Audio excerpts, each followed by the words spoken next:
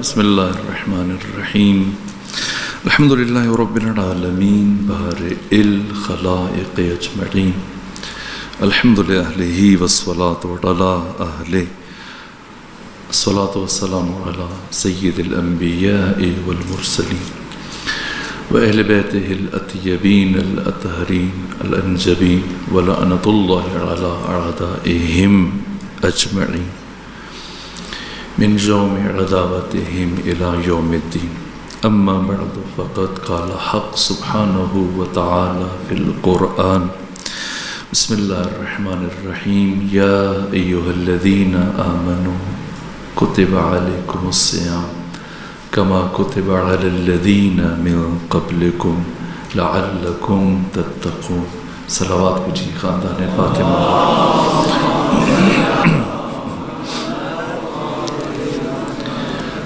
کل میں نے آپ کے سامنے کربلائی کاظم کے ایک واقعہ بیان کیا تھا. اس واقعے میں ایک جملہ چاہتا ہوں کہ آج کی حد تک عرض کروں. کربلائی کاظم کی جن کی ولادت 1300 ہجری میں ہوئی تھی اور وفات 1378 میں ہوئی تھی. 78 سال عمر پائی انہوں نے قمری اعتبار سے، اور حرم معصوم قوم کے سامنے جو قم نو کا قبرستان ہے وہاں پہ ان کی قبر ہے. میں نے اختصار کے ساتھ ان کی شخصیت سے متعلق بیان کیا، ورنہ ان کی جو شخصیت کے قرآنی پہلو ہیں اس پر مستقل کتابیں لکھی گئیں. لیکن ایک بات جو اس آیت قرآن سے ہم آہنگ ہے میں آپ کی خدمت میں عرض کروں. فرماتے ہیں کہ ایک دن کسی شہر کے امام جمعہ کے ہاں ان کی دعوت تھی. تو ویسے انسان جیسے آپ کو ایک خاص وقت میں بھوک لگتی ہے، لیکن کھانے کا ایک وقت ہے تقریباً اس کے آس پاس انسان کو طلب بھوک محسوس ہوتی ہے.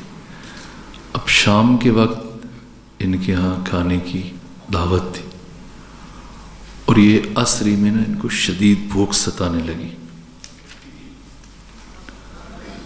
یہاں تک کہ مغرب سے پہلے مسلسل وہ، اور جب یہ چاہتے کہ کچھ کھا لیں تو ان کے دوست تھے کہ جانا ہے وہیں پہ کھانا کھائیں گے آپ. وہ کہتے ہیں میرا جی چاہ رہا ہے کہ میں ابھی کھانا کھا لوں.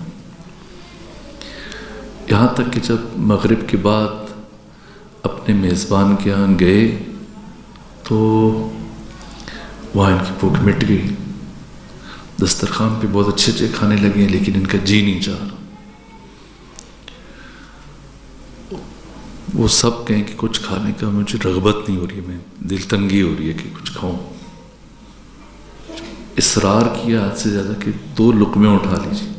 تو انہوں نے 2-3 لقمے اٹھا لی، لیکن اس کے کھانے کے بعد طبیعت بوجھل ہو گئی، جیسے دل پہ آ کے کوئی چیز ٹھہر جاتی.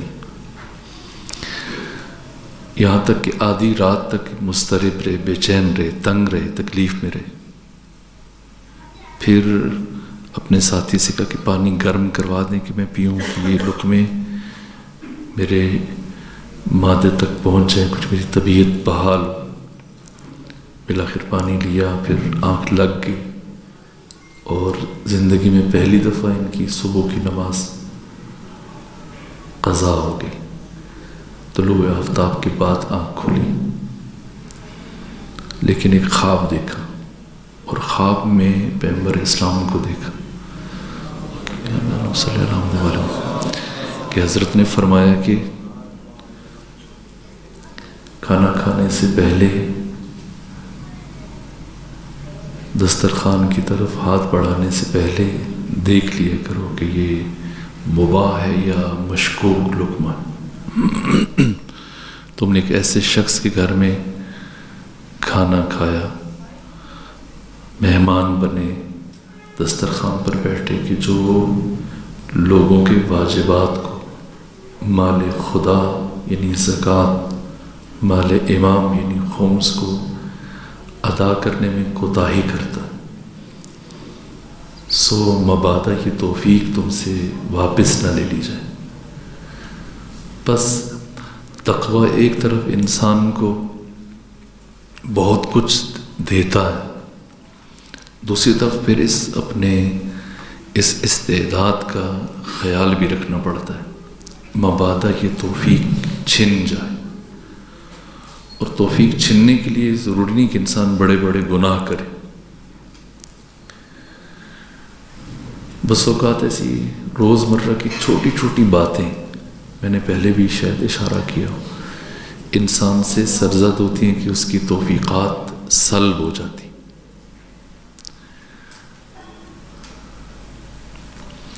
آیت اللہ حسین مظاہری کے پاس ایک جوان آیا، اور ایسا جوان کہ جو قرآن سے بہت انس رکھتا تھا، بہت شوق اور رغبت سے قرآن کی تلاوت کرتا تھا، لیکن ایک مرحلے میں نہ صرف قرآن بلکہ نہج البلاغہ اور دعائیں معصومین علیہ الصلوۃ والسلام کی بالخصوص صحیفہ سجادیہ سے اس کا ایک تعلق تھا، لیکن ایک مرحلہ ایسا ہے کہ ہر چیز سے ایک بے رغبتی ہو گئی، دل میں ایک سختی آ گئی، دعاؤں کی طرف رغبت ختم ہو گئی۔ اب مہینے گزر جاتے اور نہ دعائے کو میل پڑتا، نہ کوئی دوسری دعا، نہ صحیفہ سجادیہ سے قریب جاتا، نہ تلاوت کرتا، نہ تہجد کی توفیق رہی، بمشکل خود کو واجب نمازوں کے لیے آمادہ کرتا تھا۔ تو یہ پریشان رہنے لگا کہ کیا بات ہے، پہلے میں ذوق اور شوق سے مستحبی روزے رکھتا تھا، تلاوت کرتا تھا، عبادات، مناجات، اور اب واجبات بھی مشکل سے ادا کر رہا ہوں۔ تو یہ آیت اللہ حسین مظاہری کے پاس گئے، انہوں نے فرمایا کہ اپنا محاسبہ کرو، لگتا ہے کہ تم سے کوئی ایسا کام سرزد ہوا کہ توفیقات سلب ہو گئی۔ تو ان کا مجھ سے کوئی ایسی غلطی نہیں ہوئی، کوئی ایسا کام نہیں کیا، کہ یہ ممکن نہیں ہے، جو تم بتا رہے ہو حتمی طور پر تم سے کچھ نہ کچھ سرزد ہوا ہے، اپنا محاسبہ کرو، تمہیں پتہ چل جائے گا۔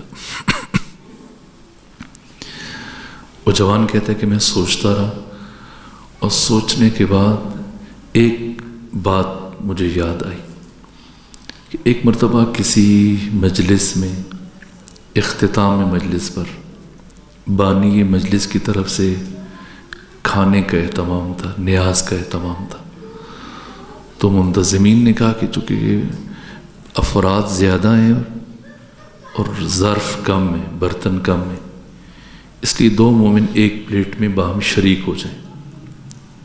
اور کہا میرے سامنے دسترخوان پہ ایک بزرگ تھا، بوڑھا تھا، مجھے تیز کھانے کی عادت تھی، اور ابھی اس بزرگ نے بمشکل ایک دو لقمے اٹھائے ہوں گے، تو میں جلدی جلدی وہ کھا گیا اور پلیٹ خالی ہو گئی، چاول تھے۔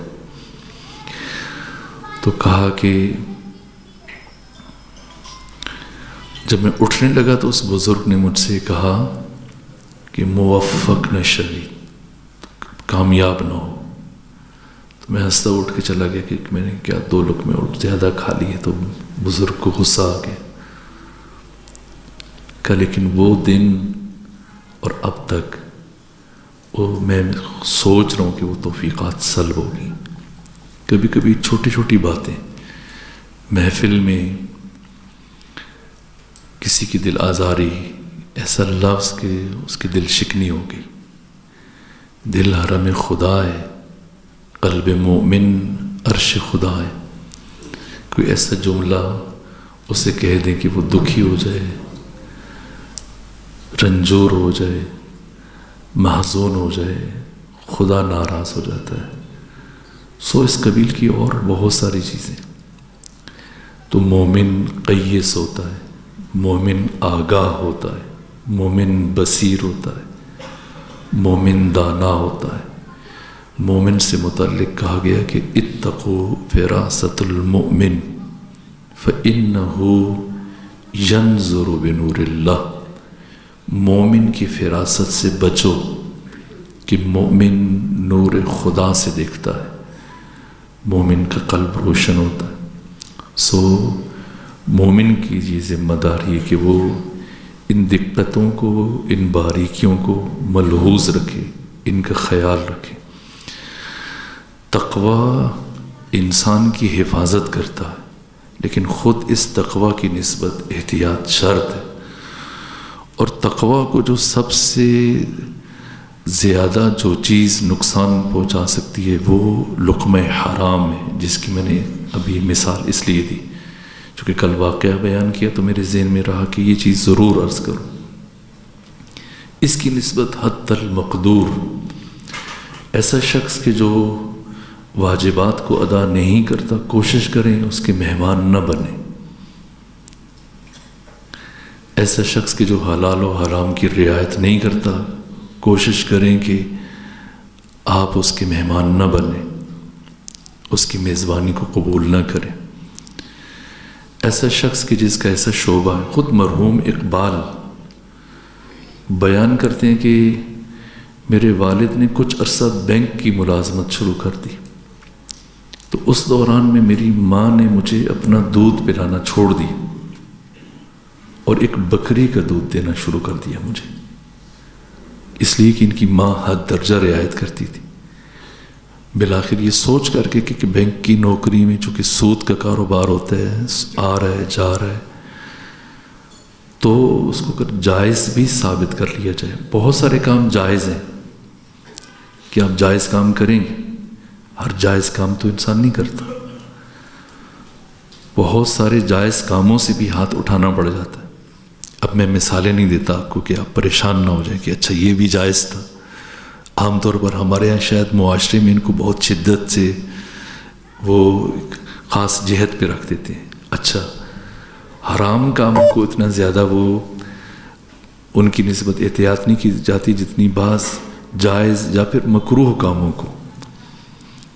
میں ایک نیا مسئلہ اور نئی شکنی شروع کرنا چاہتا، ورنہ آپ کو اندازہ ہو جاتا کہ ہمارے معاشرے میں چیزیں درہم برہم ہیں بہت زیادہ۔ لقمہ انسان ساز ہے اور یہی لقمہ انسان سوز بھی ہے۔ ایک طرف انسان کو بناتا ہے، دوسری طرف انسان کو ختم بھی کر دیتا ہے یہ لقمہ۔ اس لیے آپ دیکھیں مولا متقیان کا خط ہے ناج البلاغہ میں، آپ کے گورنر تھے عثمان بن حنیف، انہوں نے صرف ایک امیر شخص کی دعوت میں شرکت کی اور حضرت نے ایسا تنبیہی خط لکھا کہ آپ دیکھ لیں، عثمان بن حنیف سے محبت بھی بہت کرتے تھے، لیکن ایسا خط کتنی تنبیہ کی اور اتنے سخت الفاظ استعمال کیے۔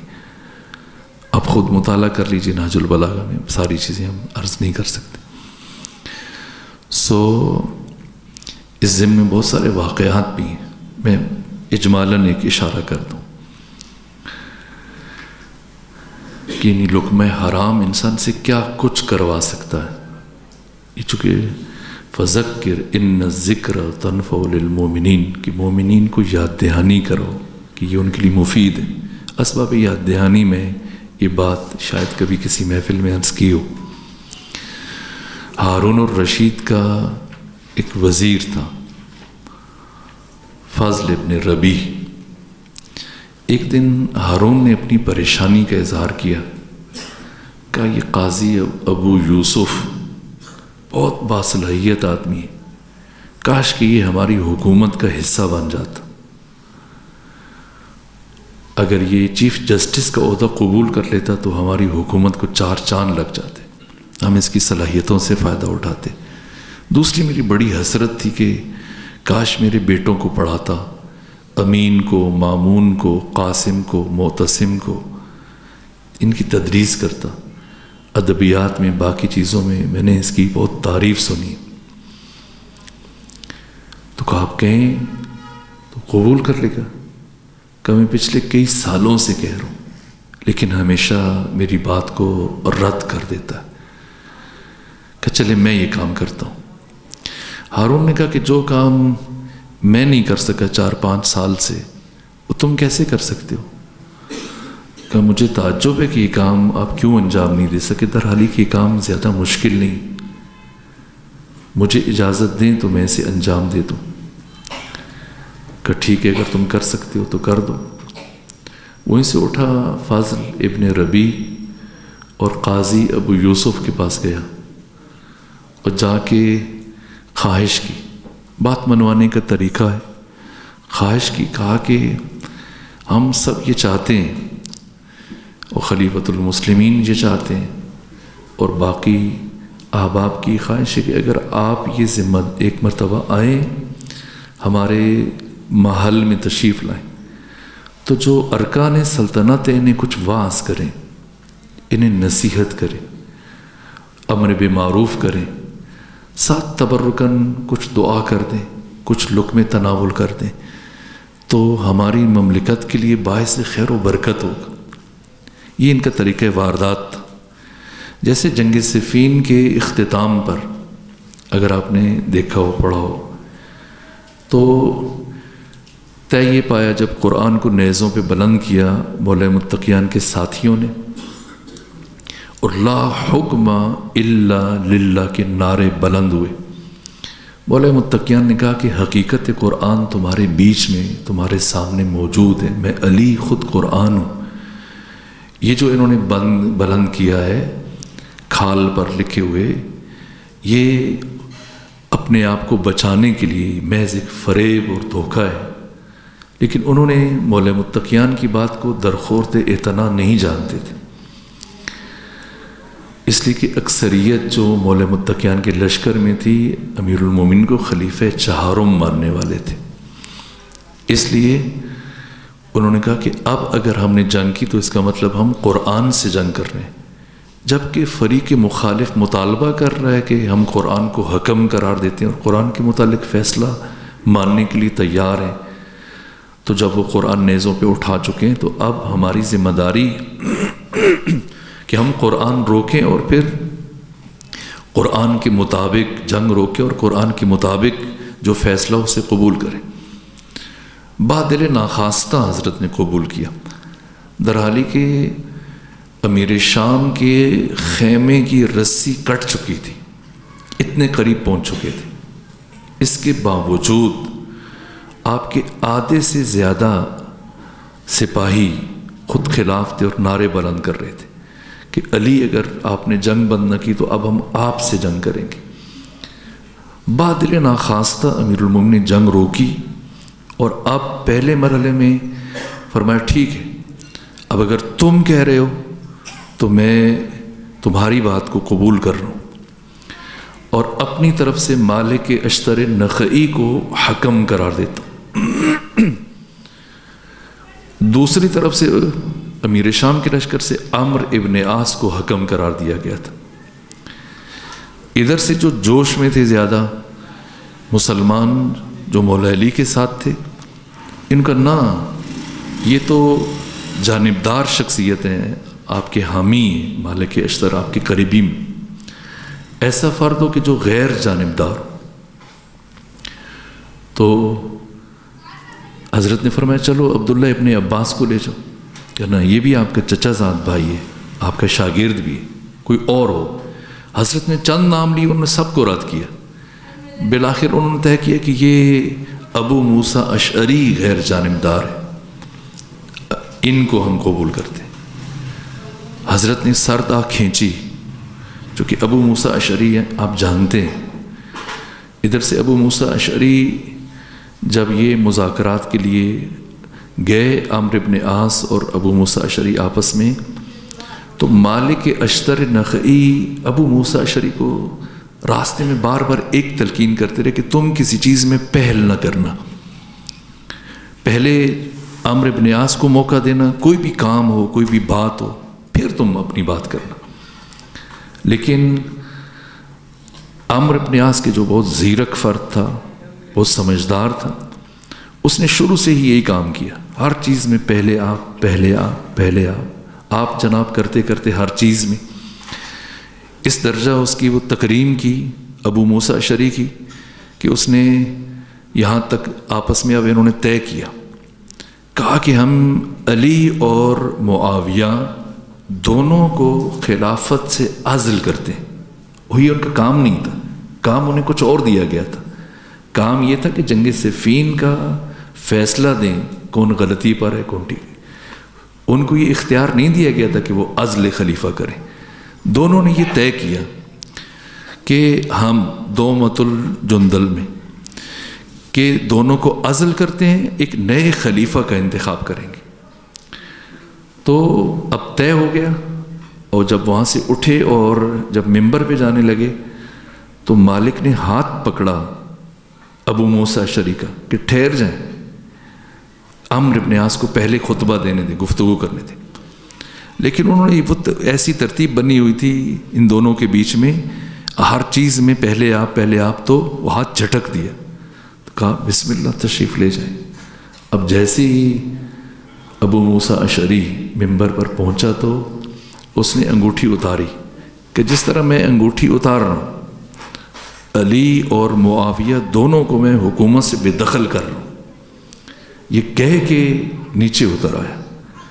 اور اب جب عمرو ابن عاص گیا تو اس نے کہا بالکل اسی طرح جیسے ابو موسیٰ اشعری نے اس انگوٹھی کو اتارا, میں بھی علی کو حکومت سے الگ کرتا ہوں, لیکن جیسے دوبارہ پہن رہا ہوں اس طرح سے اب میں تمام مسلمین کے لیے معاویہ ابن ابو سفیان کو خلیفۃ المسلمین قرار دے رہا ہوں. یہ اختیار ان کے پاس تھا ہی نہیں. لیکن اب ابو موسیٰ اشعری مسلسل اس کے ساتھ وہ غصہ شروع کیا, گالیاں تک مورخین نے لکھی, گالیاں دینا شروع ہو گیا. لیکن کیوں ہوا؟ اسی چیز سے. یہ انسان کی کمزوری ہے کہ کبھی تعریف اب جب اس کے سامنے کی جائے, مولا متقیان خبردار کرتے ہیں مومن کو, فرماتے ہیں کہ احس التراب علی وجوہ المداحین, جو تمہارے چہرے پر آ کے تمہاری تعریف کرے زمین سے مٹی اٹھا کے اس کے چہرے پہ ڈال دو نہ. اس لیے کہ بس اوقات یہ چیز وہ ہے کہ انسان کے لیے کیلے کا چھلکا بن جاتی. قاضی ابو یوسف یہ حکومت کے مخالفین میں سے تھے اور بڑے معتدل اور بہت اچھی شخصیت مانے جاتے تھے, سب کے ہاں ان کی عزت تھی, پذیرائی تھی. لیکن جو طریقہ واردات اختیار کیا فضل ابن ربیع نے, جب یہ گفتگو کی تو کہا ٹھیک ہے, یعنی اس انداز سے مقصد وہی تھا جو ہارون اور رشید کا تھا, لیکن طریقہ اور اسلوب اور انداز جو اختیار کیا وہ مؤثر تھا. اس لیے وہ کہا کہ ٹھیک ہے, اور شام کھانے پہ پہنچ گئے. جب کھانا کھایا, وہ کھانا جو بیت المال سے بنا تھا, جس میں مسلمین کے حقوق شامل تھے, جس میں زور, ظلم, زیادتی, زبردستی سے بھی لوگوں سے ان کے حق وصول کیے گئے تھے, اب وہ مشکوک غذا جس میں حرام کی شمولیت کا امکان تھا کہ یقیناً تھی, جس کا اثر بھی ظاہر ہوا. جیسے یہ کھانا کھایا, قاضی ابو یوسف جیسے متبحر عالم نے, بہت باصلاحیت تھے, دنیا حدیث میں اور فقہ میں ان کا نام ہے, تو کھانا کھانے کے بعد رات میں قاضی ابو یوسف صاحب سوئے اور صبح خود گئے خلیفہ کے پاس. اور کیا کہا کہ مجھے دونوں کام قبول ہیں, قاضی بھی بنوں گا اور خلیفہ کے بچوں کو پڑھاؤں گا بھی.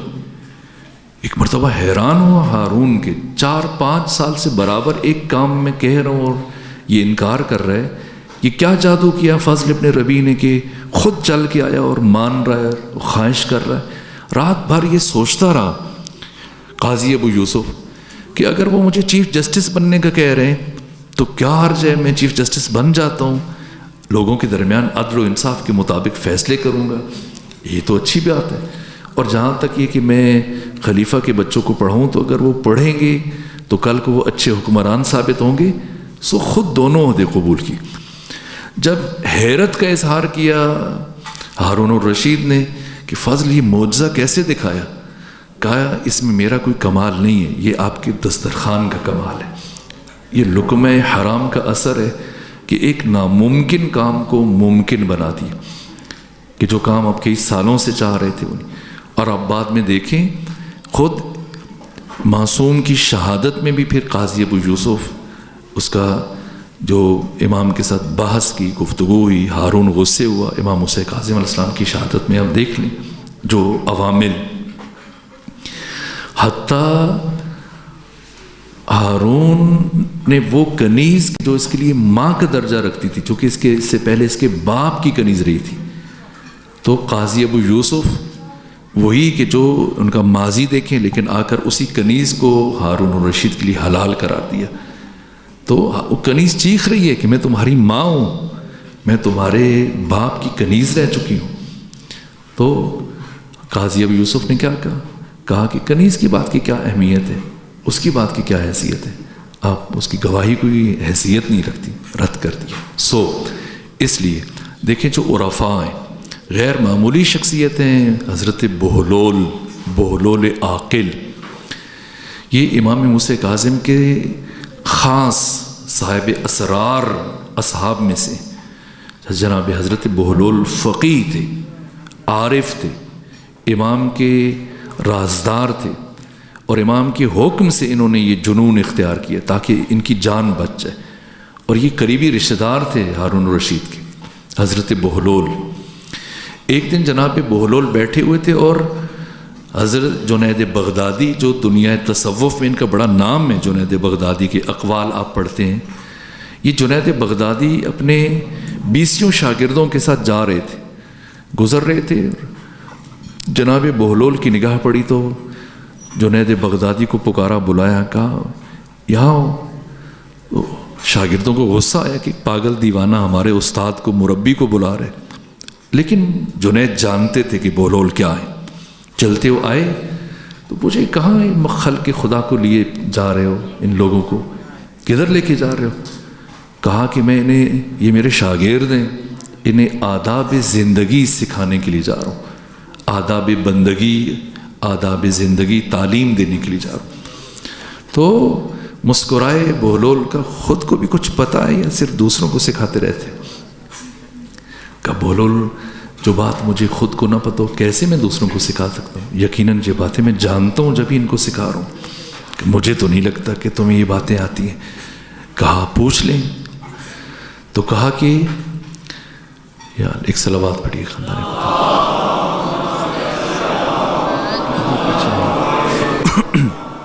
ایک اور صلوات پڑھ جی خاندان فاطمہ.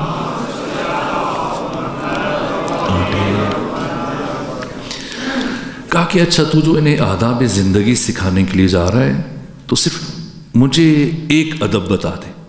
کہ کون سا ادب؟ کہ مجھے تم صرف کھانا کھانے کا ادب بتا دو. کہا میں بتا دیتا ہوں کھانا کھانے کے آداب. یہ بات میں نے پہلے کبھی ذکر کی تھی لیکن اہمیت کے مد نظر اور پھر تسلسل کلام میں میرے ذہن میں آئی تو میں مفید سمجھ. کہا کہ کیا ادب بتاؤں؟ کہ کھانے کے آداب بتا دو. کہا کہ کھانے کے آداب یہ ہیں کہ کھانے سے پہلے ہاتھ دھو لینے چاہیے اور پھر ان ہاتھوں کو خشک نہیں کرنا چاہیے اور خشک کیے بغیر کھانے کا آغاز کرنا چاہیے یار. پھر کھانے سے پہلے بسم اللہ الرحمن الرحیم کی تلاوت کرنی چاہیے. پھر چھوٹے چھوٹے لقمے بنانے چاہیے. پھر اپنے سامنے سے کھانا چاہیے، دوسروں کے سامنے سے نہیں اٹھانا چاہیے. پھر خوب چبانا چاہیے. پھر کھانا کھاتے ہوئے دوسرے کے چہروں کی طرف نہیں دیکھنا چاہیے، اپنے کھانے سے سروکار رکھنا چاہیے. بھوک کچھ کم ہو تو کھانا چھوڑ دینا چاہیے. جس غذا کی طرف رغبت نہ ہو اسے نہیں کھانا چاہیے. اور اس ترتیب سے ہرس کے ساتھ نہیں کھانا چاہیے کہ انسان کا دل سخت ہو جاتا ہے، اور جس چیز کی طرف رغبت نہ ہو اسے کھائیں تو انسان میں حماقت پیدا ہوتی ہے. وہ کچھ بھوک رہتی ہو اس کو چھوڑ دینا چاہیے. اور کھانے کے بعد اللہ کا شکر ادا کرنا چاہیے. پھر دوبارہ ہاتھ دھونے چاہیے، لیکن کھانے کے بعد جب ہاتھ دھوئیں تو انہیں خشک کر لینا چاہیے. یہ سب باتیں بتائیں. بہلول نے کہا مجھے تعجب ہے کہ تجھے کھانا کھانے کے آداب نہیں پتہ اور تو اتنے لوگوں کا وقت ضائع کرنے کے لیے انہیں ساتھ لے کے جا رہا ہے. کہا مگر میں نے سب بتا دیے، کون سا ادب جو میں نے نہیں بتایا؟ کہا جنید تم نے یہ باتیں جو میرے سامنے کہیں یہ ساری ذیلی باتیں ہیں، ضمنی باتیں ہیں، فرعی باتیں ہیں، ثانوی حیثیت کی حامل ہے. کھانے کا جو اصلی ادب ہے اس کو تو نظر انداز کر گیا. کہ وہ کون سا ادب ہے؟ کہا یہ بات کہ ہاتھ دھو کے کھائیں، بغیر ہاتھ دھوئے کھائیں، چھوٹے لقمے بنائیں، بڑے لقمے بنائیں، دوسرے کے چہرے کی طرف دیکھیں نہ دیکھیں، یہ بات کی بات ہے. لقمہ اٹھانے سے پہلے یہ دیکھ کہ حلال کا ہے یا حرام کا ہے، غصبی ہے یا مباح ہے، پاک ہے یا ناپاک ہے۔ تو اگر لقمہ حرام کو تو 1000 دفعہ بسم اللہ پڑھ کے کھائے تو وہ لقمہ تمہیں کوئی فائدہ نہیں پہنچائے گا، بلکہ تمہاری نسلوں کو تباہ کر دے گا۔ یہ اثرات ہیں۔ سو تقوی ہماری حفاظت کرتا ہے، اور ہمیں اپنے تقوی کو محفوظ رہنے کے لیے جن چیزوں سے خود کو بچانا ناگزیر ہے، ان میں سے سر فہرست لقمہ حرام ہے، چونکہ عرفاء اس کی تاکید کرتے ہیں۔ یہاں تک کہ قرآن مجید کی 70 صورتوں میں نے عرض کیا تھا، یہ بھی سوال آپ جمع کر لیجئے، کوئی قسم نہیں ہے، لیکن 44 صورتوں میں اللہ نے 118 قسمیں استعمال کی، اور سب سے زیادہ جس سورہ میں اللہ نے قسمیں اٹھائی ہیں وہ سورہ شمس ہے، یعنی کل کتنی آیتیں؟ 15 میں سے پہلی 7 آیات میں، یعنی آدھے سورہ میں اللہ نے مسلسل 11 قسمیں اٹھائیں، اور 11 قسمیں اٹھانے کے بعد اللہ نے صرف ایک بات کی، بس بات ایک کی، باقی پھر دنیا کی جو 19 یا 21 تہذیبیں ان میں سے 2 کا انجام بیان کیا، اور پھر انسانوں کو قیامت تک کے لیے خبردار کیا کہ جس انجام سے میں نے قوم عاد اور قوم سمود کو دوچار کیا وہ کسی کو بھی دوچار کر سکتا ہوں، لیکن بات ایک کی۔ 11 قسمیں اٹھانے کے بعد کیا فرمایا؟ قد افلح من زکاہا، کامیاب ہو گیا وہ جس نے خود کا تزکیہ کر لیا۔ اور تزکیہ نفس کا نقطہ آغاز جو عرفاء بہت تاکید کرتے ہیں وہ لقمہ حلال ہے، تو ہمیں اس سمت متوجہ رہنا چاہیے۔ البتہ اس دور میں لقمہ حلال کسب کرنا تھوڑا مشکل ہے، اور اس میں حد درجہ احتیاط مطلوب ہے۔ اگر ایک مزدور طے ہوا کہ اس نے 8 گھنٹے مزدوری کرنی ہے کسی جگہ پر، اور پھر اس کو 1000 روپے ادا ہوگا، تو اگر یہ 7 گھنٹے مزدوری کرے اور 1 گھنٹہ موبائل سیل کے ساتھ کھیل کر یا ادھر ادھر گھوم پھر کے کام کو ٹالتے ہوئے، یا تو مالک کو بتائے کہ میں اتنی دیر کام کر سکتا ہوں، مسلسل 8 گھنٹے کام نہیں کر سکتا، تو ٹھیک ہے۔ اسی طرح سے انسان سمجھے کہ میں آفس میں لیٹ جاتا ہوں، کسی کو پتہ نہیں چلتا، حاضری لگ جاتی ہے اور مہینے کے بعد تنخواہ آ جاتی ہے، یہ تنخواہ اگر بچوں کو کھلائے گا تو یقیناً حرام کھلائے گا۔ اسی ترتیب سے بہت ساری چیزیں، حتیٰ عرفاء اس حد تک تاکید کرتے ہیں، آپ اگر کسی کے ہاں مہمان بنے اور میزبان نے صرف آپ کو دعوت دی ہو اور آپ کو اندازہ ہو کہ وہ صرف مجھے بلا رہا ہے، اور انسان اپنی زوجہ ماجدہ کو یا بچوں میں سے کسی ایک کو ساتھ لے لے، تو خود یہ اس کے لیے ناجائز ہو جائے گا۔ اگر میزبان کے ذہن میں یہ ہے کہ یہ صاحب 2 روٹیاں کھائیں گے اور آپ حد معمول سے یعنی تجاوز کر رہے ہیں، زیادہ چیزیں کہ چلیں میں صرف آپ نہیں کہہ رہا، مطلب ایک کلی بات کروں، فقہی مسئلہ بتا رہا ہوں، تو یہ جائز نہیں ہے، اس کے لیے تھوڑی باریکی ہے، دقت ہے۔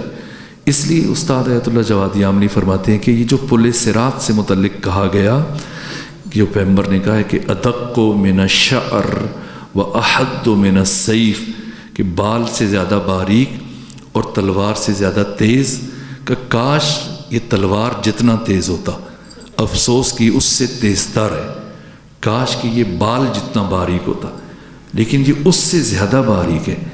پھر فرماتے ہیں کہ مومن کے لیے یہی دنیا پل صراط ہے، کہ ایک مومن اگر ایک دن یہ ارادہ کر لے کہ آج کے دن میں نے اپنے اعضاء کو، اپنے جواہرے کو، اپنے ہاتھوں کو، اپنی آنکھوں کو، اپنی زبان کو، اپنے کانوں کو، اپنے دل و دماغ کو، اپنے وجدان کو، اپنے درون کو، اپنی سوچوں کو، اپنے لاشعور کو، اپنے تخیلات کو گناہ اور فکر گناہ سے دور رکھنا ہے، تو شام تک اس کی کمر دوہری ہو جائے، مشکل ہوتا ہے۔ البتہ جب انسان میں تقوی کی استعداد آ جائے تو یہی چیز اس کے لیے آسان بن جاتی ہے، لیکن شرط ہے کہ پھر اس تقوی کی محافظت کی جائے۔ جیسے مولا فرماتے ہیں کہ تقوی تمہارا محافظ ہے اور تمہیں تقوی کا محافظ بن جانا چاہیے۔ ہم نے 10 علوم کی طرف اشارہ کر دیا 14 میں سے، اور اب چند باتیں آپ لکھ لیجئے۔ 2 ثلث قرآن مکہ میں نازل ہوا، 2/3، اور 1/3 قرآن یہ مدینہ میں نازل ہوا۔ اگر قرآن کو 3 حصوں میں بانٹیں، 2 حصے مکہ میں نازل ہوا ایک حصہ مدینہ میں نازل ہوا۔ مکی آیات کی تعداد 4468 ہے اور مدنی آیتوں کی تعداد 1768 ہے۔ مکی آیات میں زیادہ تر انبیاء کے واقعات بیان کیے گئے اور مدنی آیتوں میں زیادہ تر فقہ اور احکام قرآن بیان کیے گئے۔ البتہ مکی اور مدنی کے اوپر مستقل یہ 2 باب ہیں یہاں پیچھے، لیکن میں صرف یہ خلاصہ جو آخر میں ان میں 72 نکات بیان کیے، یہ چونکہ مجھے لگ رہا ہے کہ ہم تفصیل کے ساتھ بیان نہیں کر پائیں گے، مگر یہ کہ ان سب کا خلاصہ تیار کر لیا جائے، وہ بیان کیا جائے تو الگ ہے۔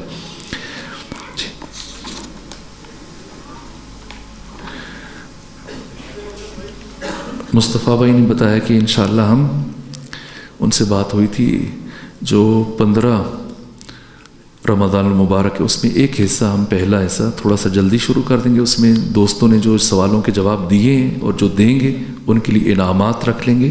ابھی 2-3 دوست ایسے ہیں کہ جن کو ابھی تک انعام نہیں ملے، تو ان میں ایک اور ایڈ کر لیں۔ بتائیں کہ شمسی اعتبار سے قرآن نزول تدریجی کے اعتبار سے، شمسی اعتبار سے کتنے سالوں میں نازل ہوا؟ آپ نے ضائع کر دیا نا، 5-6 آوازیں اکٹھی برپا ہوئی تو 22 سال۔ یہ چیزیں ہم چھوڑ دیتے ہیں۔ قرآن مجید کے اندر جو کلمات استعمال ہوئے ان کی تعداد 77,807، اور قرآن مجید کی جو آیات کی تعداد ہے یہ 6,236 ہے۔ یہ جو بچوں کے اسکول کی کتابوں میں کورس میں اکثر لکھی ہوئی ہیں اور عام طور پہ ہم بھی کہتے ہیں ٹیٹرا 4 ٹیٹرا 6 یعنی 6,666، یہ غلط ہے۔ آپ خود چیک کریں، گن لیں، 6,236۔ اچھا، یہ جو قرآن مجید کو پاروں میں تقسیم کیا گیا، یہ پیغمبر اسلام نے تقسیم نہیں کیا، نہ ائمہ میں سے کسی نے قرآن مجید کو پاروں میں تقسیم کیا گیا، یہ بعد میں تقسیم کیا گیا اور اس کی کوئی تاریخی سند نہیں کہ کب یہ کام کیا گیا۔ البتہ اس سے جو قباحت لازم آتی ہے، اگر کوئی پاروں کے اعتبار سے قرآن کی تلاوت کرے تو وہ ایک مضمون تسلسل کے ساتھ مکمل نہیں ہو پاتا، بات بیچ میں رہ جاتی ہے، اس لیے کہ پاروں کی تقسیم قرآن مجید کے تمام حروف کو گنا گیا اور اس گنتی کو 30 میں تقسیم کیا گیا اور 30 ٹکڑوں میں برابر برابر بانٹ دیا گیا، اس لیے کچھ باتیں ایک پارے میں رہ جاتی ہیں، کچھ باتیں دوسرے پارے میں۔ وہ تقسیم جو معتبر ہے وہ صورتوں کے اعتبار سے تقسیم ہے جو خود پیغمبر گرامی اسلام نے فرمائی۔ البتہ ایک دوسری تقسیم مفید ہے، وہ تلاوت میں مفید ہے، لیکن فقہی اعتبار سے آپ کے لیے مفید نہیں ہے، اہل سنت کے لیے مفید ہے۔ وہ قرآن مجید کی رکوعات کی صورت میں جو تقسیم ہے، قرآن مجید کی تقریباً 540 رکوع ہیں، یہ اگر آپ تلاوت میں آپ کے لیے مفید ہوں تو الگ بات ہے۔ اہل سنت کیا آپ کے ہاں نماز میں سورہ الحمد کے بعد پہلی 2 رکعتوں میں ایک کامل سورہ پڑھنا واجب ہے، لیکن اہل تسنن کیا کامل سورہ پڑھنا واجب نہیں ہے۔ قرآن مجید کا ایک ٹکڑا، چند آیتوں کا مجموعہ جس میں آیات ایک موضوع سے متعلق ہوں، آپ پڑھیں تو یہ کفایت کرتا ہے، لیکن آپ کے ہاں ایک کامل سورہ واجب ہے۔ البتہ 114 صورتوں میں سے کیا سوال کون سی صورتیں کہ اگر آپ نے نماز میں پڑھی تو آپ کی نماز باطل ہو جائے گی؟ یہ یاد رکھیے گا ان کا بھی۔ سورہ وہ صورتیں کہ جن میں سجدہ واجب ہے، ویسے تو قرآن میں 14 سجدے لیکن 4 سجدے واجب ہیں، اور جن صورتوں میں یہ 4 سجدے ہیں اگر کوئی ایسی سورہ کو نماز میں پڑھ ڈالے تو اس کی نماز باطل ہو جائے گی۔ اس کے علاوہ بھی قرآن مجید کی 4 ایسی صورتیں کہ اگر ان میں سے ایک کو پڑھے تو پھر ایک اور کو پڑھے گا اور وہ 2 مل کر ایک سورہ بنیں گی۔ جی بالکل ٹھیک ہو گیا، اور بالکل ٹھیک ہو گیا۔ یہ انشاءاللہ پھر حضرت امام حسن مجتبیٰ کے روز میلاد پھر انعامات میں وہ خود کوئی دوست اگر نوٹ کر لیں دوستوں کے نام تو زیادہ اچھا ہے جی انشاءاللہ۔ لفظ اللہ قرآن مجید میں 2699 مرتبہ استعمال ہوا۔ یہ ہم تھوڑا سا اس لیے بھی چونکہ پھر آپ کا امتحان بھی ہونا ہے اور اس میں پھر آپ کو کامیاب ہونے والے افراد کو قرآن اندازی کے بعد زیارات پہ بھی لے کے جایا جائے گا، سو اس نسبت سے پھر یہ کچھ سوالات بھی بن جائیں۔ چونکہ میں مسلسل دیکھا کہ 2-3 دن مسلسل مفاہیم بیان ہو رہے تھے تو کچھ سوال بھی ہو جانے چاہیے، اس لیے یہ میں ضروری سمجھ رہا ہوں۔ مسبحات کنہیں کہا جاتا ہے؟ مسبحات یہ قرآن کی ایک خاص اصطلاح ہے جی۔ قرآن مجید کی وہ صورتیں جو سبح یا یسبح سے شروع ہوتی ہیں، یہ چیز آپ کو بہت کام آئے گی۔ مثلا ابھی چونکہ وقت نہیں ہے ان دنوں میں، ورنہ ہم جمع قرآن کی جو تاریخ ہے، جو خصوصیات مولا متقیان کے جمع شدہ قرآن کی ہیں، جو خصوصیات جناب حضرت عبداللہ ابن مسعود کے جمع شدہ قرآن کے، سب الگ الگ ہیں۔ حضرت عبداللہ ابن مسعود نے جو قرآن مرتب کیا تھا، انہوں نے بھی قرآن مرتب کیا تھا، اس کی ترتیب بھی اسی طرح طوال کے اعتبار سے، پھر مسبحات ہیں، پھر اسی ترتیب سے بے ادبی میں تو مسبحات وہ صورتیں کہ جن کا آغاز تسبیح خدا سے ہو رہا ہے، اور یہ کتنی ہیں؟ تقریباً 7 ہیں۔ جیسے اس سورہ بنی اسرائیل، اسے سورہ اسراء بھی کہتے ہیں، سورہ حدید، حشر، صف، سورہ جمعہ، تغابن اور سورہ اعلیٰ۔ حامدات، قرآن مجید کی 5 صورتوں کو حامدات کہتے ہیں۔ یہ بھی خود آپ کو بعد میں علوم قرآن میں یہ چیز جگہ جگہ آپ کو کام آئے گی، تفسیر میں بھی کام آئے گی، یہ الفاظ ان سے مانوس ہو جائیں۔ حامدات وہ صورتیں جن کا آغاز الحمدللہ سے ہوا، یہ 5 صورتیں، ایک تو خود سورہ الحمد ہو گئی ہے، اس کے علاوہ سورہ انعام، کہف، سبا اور فاتر۔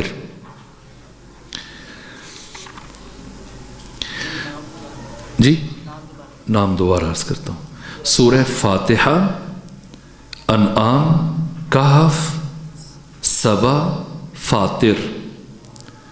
اچھا، سبع طول یا سبع طوال یہ کسے کہا جاتا ہے؟ قرآن کی وہ 7 صورتیں جو سب سے زیادہ طولانی ہیں۔ یہ سورہ البقرہ سے لے کر سورہ توبہ تک، سورہ انفال کو بیچ میں سے نکال دیں تو انہیں کہا جاتا ہے سبع طوال یا سبع طول۔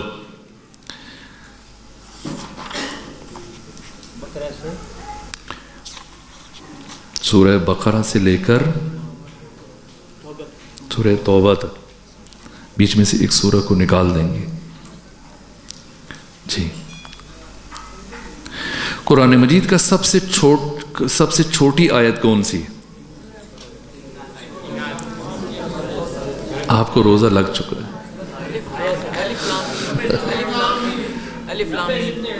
نہیں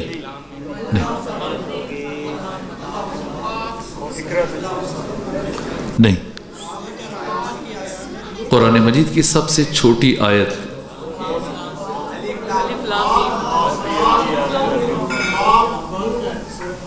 نا، یہ جو نون ہے نا، نون سورہ برق قلم کے شروع میں، یہ آیت کا ٹکڑا ہے۔ آپ دیکھیں حروف مقطعات میں سے، اچھا یہاں پہ ہم 2 تقسیمیں کریں گے۔ ایک اگر ہم حروف مقطعات میں سے کہیں تو پھر حامیم یا یاسین بنے گی۔ نون کو یا قاف کو ہم اس لیے نہیں بنائیں گے کہ یہ خود سورہ کا حصہ ہے، آیت کا حصہ ہے، لیکن یا، سین اور حامیم یہ مستقل آیت ہے۔ باقی حروف مقطعات کو نکال کر ایک دوست نے صحیح جواب دیا تھا، آواز بلند ہوئی تھی لیکن مجھے پتہ نہیں چل رہا کہ وہ کون ہے جی۔ قرآن مجید کا سب سے چھوٹی آیت،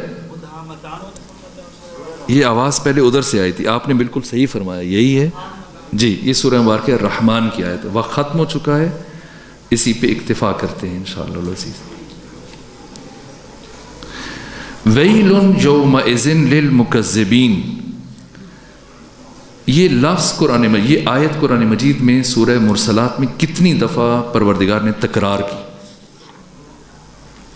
البتہ یہ تعبیر درست نہیں ہے جو میں نے لفظ استعمال کیا تکرار، اس لیے کہ علوم قرآن کے ماہرین اور مفسرین کا یہ کہنا ہے کہ قرآن میں تکرار نہیں ہے، یہاں تک کہ کوئی بھی آیت قرآن مجید میں جو دوسری مرتبہ استعمال ہو رہی ہے اس کا مطلب پچھلی آیت سے الگ ہے، حتیٰ بسم اللہ الرحمن الرحیم قرآن مجید میں کتنی مرتبہ استعمال ہوئی ہے بسم اللہ؟ تو ایک سورہ میں نہیں ہے، پھر 114 کیسے ہوئی؟ ہاں ایک سورہ میں نہیں ہے، پھر دوسری سورہ میں آ کے اس کے بیچ میں بھی ہے، بالکل ٹھیک ہے۔ ہر بسم اللہ کا مطلب دوسرے سے الگ ہے، ہر بسم اللہ کا مطلب، یہ میں نے کاوش کی تھی، اور اس میں اگر کبھی توفیق ہو تو میں آپ کو، البتہ علامہ محمد حسین طباطبائی فرماتے ہیں کہ یہ سورہ مبارکہ رحمان میں 31 مرتبہ فَبِأَيِّ آلَاءِ رَبِّكُمَا تُكَذِّبَانِ یہ آیت استعمال ہوئی، ہر آیت کا مفہوم دوسری آیت سے الگ ہے۔ بسم اللہ سے متعلق میں ایک اشارہ کر دیتا ہوں آپ کو، ابھی 2 منٹ رہتے ہیں، یہ 10 مرتبہ سورہ مرسلات میں استعمال ہوا، ویلن، جی یہ بسم اللہ الرحمن الرحیم تھوڑا سی مشکل باتیں ہیں، میں نے اس لیے ابھی تک کوئی مشکل بات نہیں کی، آج چونکہ اب ساری آسان باتیں تو ایک مشکل بات سن لیں۔ بسم اللہ الرحمن الرحیم کی معنی کس طرح سے الگ ہوں گی؟ فَبِأَيِّ آلَاءِ رَبِّكُمَا تُكَذِّبَانِ میں تو ہم سیاق و سباق کے ساتھ دیکھ کر ہر آیت کا مفہوم الگ بن جائے گا۔ بسم اللہ کا کیسے الگ بنے گا؟ اس میں با حرف جار 17 حروف جارہ ہے، میں نے عرض کیا اب کوشش کریں تھوڑی تھوڑی عربی آپ خود سیکھیں، اور جب آپ خود سے سیکھیں گے عربی پھر جو آپ کو لطف حاصل ہوگا قرآن فہمی میں، یہ ترجمے پڑھ کے آپ کو ہرگز حاصل نہیں ہو سکتا۔ 17 حروف جارہ ہیں، با، تا، کاف، لام، واو، منزو، مز، خلا، ربا، حاشا، من، عدا، فی، عن، علا، حتی، الا، یہ 17 حروف، ان میں سے ایک با ہے۔ یہ جس اسم پر آ جاتے ہیں یہ فعل پر کبھی نہیں آتے، جس اسم پر آئیں اسے جر دے دیتے ہیں، تو با جار اور اس کے بعد ہے اسم، یہ اسم مضاف، اس کے بعد ہے اللہ، اللہ موصوف، رحمان صفت اول، رحیم صفت ثانی، اللہ اپنی دونوں صفتوں کے ساتھ مل کر، یہ صفت اور موصوف مل کر اسم مضاف کے لیے مضاف الیہ، اور یہ مضاف اور مضاف الیہ مل کر با جار کے لیے مجرور، اور یہ جار اور مجرور کے بارے میں قاعدہ ہے عربی میں نے صرف آپ کو صرف تفہیم کے لیے، جو کچھ دوست ایسے ہوتے ہیں کہ جو تھوڑا گہرائی میں جانے کے لیے آمادہ ہوتے ہیں، یہ آخری جملہ ان کے لیے، یہ عربی زبان میں قاعدہ ہے کہ جار اور مجرور اور ظرف اور مظروف یہ ہمیشہ کسی اسم یا فعل کے متعلق ہوتے ہیں، تو یہاں با جار اپنے مجرور کے ساتھ مل کر کس کے متعلق بنے گا؟ یہاں پر ہم سیاق و سباق کے تحت متعلق بدلتے رہیں گے، اور ہر بسم اللہ کا معنی دوسری بسم اللہ سے الگ بنتا جائے گا، کبھی اس کے شروع میں ہم اقرأ مانیں گے، کبھی ہم اس کے شروع میں اشرأ مانیں گے، کبھی اس کے شروع میں ہم استعین مانیں گے، اسی ترتیب سے۔ یہ وہ چیزیں کہ آپ تھوڑی سی کوشش کر کے تسلسل کے ساتھ جب قرآن کے ساتھ جڑ جائیں گے، پہلے مرحلے میں ہم نے قرآن مجید کے ساتھ اپنی اجنبیت کو ختم کرنا ہے، دوری کو ختم کرنا ہے، قرآن کے ساتھ انس بڑھانا ہے، انس بڑھانے کے لیے تلاوت ناگزیر ہے۔ تلاوت سے متعلق چھٹے امام فرماتے ہیں کہ قرآن عہد نامہ خدا ہے، مومن پر لازم ہے کہ ہر روز کم سے کم قرآن مجید کی 50 آیتوں کی تلاوت کرے، لیکن اس میں ہم تھوڑا سا تدبر کی طرف بڑھنا شروع ہو جائیں، آپ 50 نہیں پڑھتے 5 پڑھیں، لیکن کوشش کریں جیسے یہ قرآن ہے، جیسے حافظ نظر محمد کا قرآن ہے، انہوں نے ایک ایک لفظ کا معنی کیا، اولئک یہی لوگ، الا پر، ہدن ہدایت، من سے ربہم ان کا رب، آپ باور کر لیں کہ اگر صرف 1000 الفاظ کلمات کے معانی آپ سیکھ لیں تو آپ تقریباً 95% قرآن کے معانی خود کر سکتے ہیں۔